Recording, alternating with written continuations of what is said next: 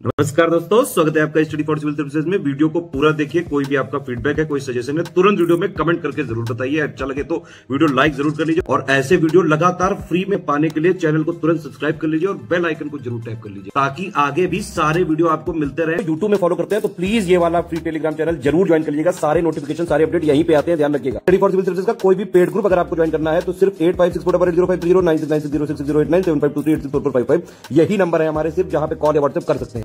Instagram पे हमारा page जरूर फॉलो कर लीजिएगा, स्टडी फॉर सिविल .सर्विसेज है। ट्विटर पे हमको जरूर फॉलो कर लीजिएगा, @study for civil। वैश्विक बहुआयामी गरीबी सूचकांक या फिर वैश्विक बहुआयामी निर्धनता सूचकांक, global multi dimensional poverty index MPI 2022 के बारे में बात कर लेते हैं। ये रिपोर्ट रिलीज हुई थी लास्ट अक्टूबर 2022 में, उसके बाद से रिपोर्ट नहीं आई है, तो ये आंकड़े हमारे एग्जाम के लिए जरूरी होंगे जब तक नई रिपोर्ट नहीं आ जाती। वैश्विक बहुआयामी निर्धनता सूचकांक एक अंतर्राष्ट्रीय रिपोर्ट है, ठीक है, जो 100 से अधिक विकासशील देशों में तीव्र होती बहुआयामी निर्धनता को मापने का काम करता है, ठीक है। पहली बार 2010 में OPHI और UNDP के द्वारा जारी की गई थी। इस साल भी यही दोनों ऑर्गेनाइजेशन जारी करते हैं। OPHI का आशय है Oxford poverty human development initiative और UNDP आपको पता है यूनाइटेड नेशंस डेवलपमेंट प्रोग्राम।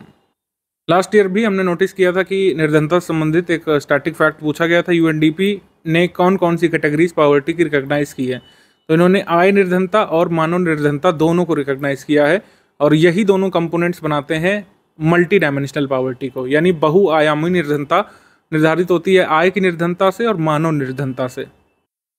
अक्टूबर 2022 में संयुक्त राष्ट्र विकास कार्यक्रम Oxford poverty and human development initiative ने इस रिपोर्ट को जारी किया था, MPI 2022।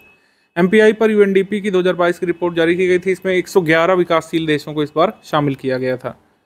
भारत का संबंध है 2019 से 2021 के सर्वेक्षण के आंकड़ों का उपयोग इसमें किया गया था, मतलब लास्ट इसमें 2021 तक के आंकड़े शामिल हैं।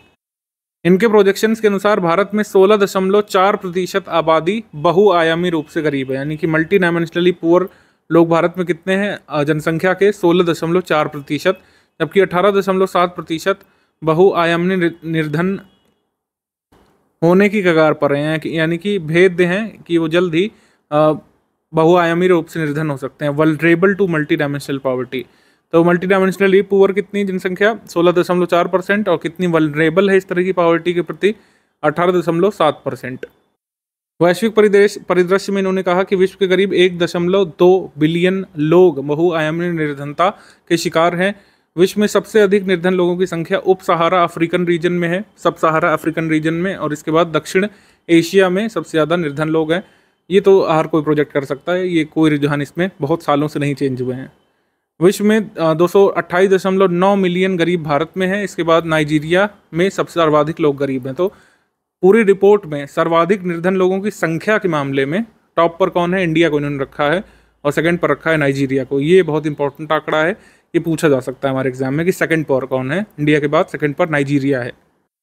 भारत में निर्धनता 2015-16 से मतलब 2015-16 में गरीबी का आंकड़ा जो था जनसंख्या का 27.7% था। 2019 से 21 में ये घटा है, 16.4% जनसंख्या अब गरीब बची है, मतलब बहुआयामी रूप से गरीब जनसंख्या 16.4% बची है। 2015-16 में 27.7% की थी, तो गरीबी कम तो हो रही है भारत में। उसके बाद है कि 2005-2006 से लेकर 2019 से 21 के बीच भारत में 41.5 करोड़ लोग गरीबी की रेखा से बाहर निकलने में सफल हुए हैं, ये भी आंकड़ा आया था।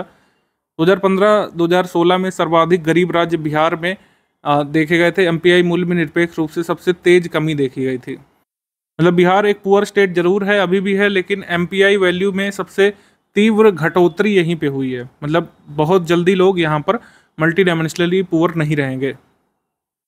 बिहार में मल्टी डायमेंशनल पॉवर्टी जो है 2005-2006 में 77.4% से गिर करके 52.4% तक आ गई है 2019 से 21 के बीच। इस रिपोर्ट के अनुसार 2015-2016 में 10 सबसे गरीब राज्यों में से केवल एक, यानी पश्चिम बंगाल 2019-2021 की सूची में नहीं था।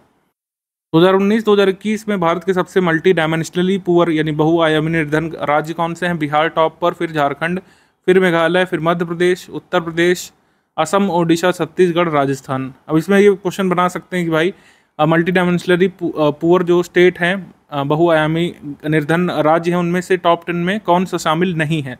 जैसे इन्होंने कहा पश्चिम बंगाल नहीं शामिल है, तो यही हो सकता है ऑप्शन में आ जाए। विश्व में सबसे अधिक गरीब बच्चे भारत में हैं। ये आया थी रिपोर्ट में, ये आंकड़ा स्पष्ट तौर पर दिया है कि सबसे अधिक गरीब बच्चे भारत में निवास करते हैं संख्या में। हर 5 में से एक से अधिक बच्चा गरीब है या फिर निर्धन है। ग्रामीण क्षेत्रों में 2015-16 में गरीबी का आंकड़ा 36.6% से घटकर 21.2% आ गया है। शहरी क्षेत्रों में 9% से ये 5.5% पे आ गया है। अब मल्टी डायमेंशनली पॉवर्टी इंडेक्स या फिर बहुआयामी निर्धनता सूचकांक किन इंडिकेटर्स का या संकेतकों का प्रयोग करता है, बहुत ज़रूरी है, डायरेक्टली एग्जाम में पूछा जा सकता है।